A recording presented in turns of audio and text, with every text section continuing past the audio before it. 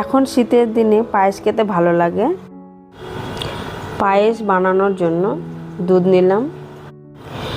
দুধটাকে গরম করার জন্য আমি গ্যাসে তুলে দিলাম।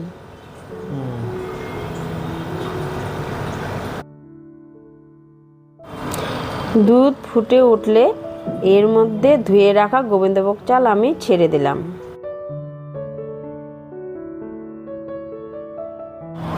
চালগুলোকে ভালোভাবে নেড়েচেড়ে সিদ্ধ করতে দিলাম।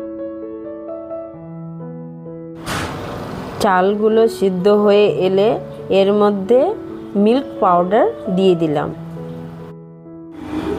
এর মধ্যে খেজুর গুড় দিয়ে দিলাম।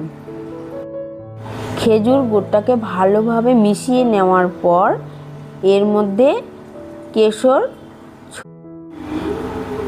খেজুর গুড় দিয়ে দিলাম।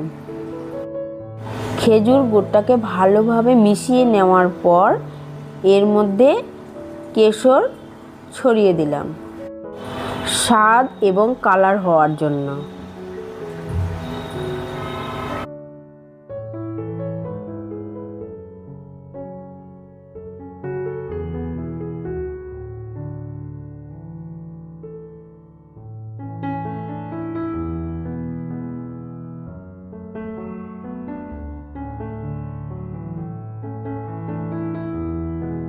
এর পায়েস নামানোর আগে আমন্ড ছড়িয়ে দিলাম।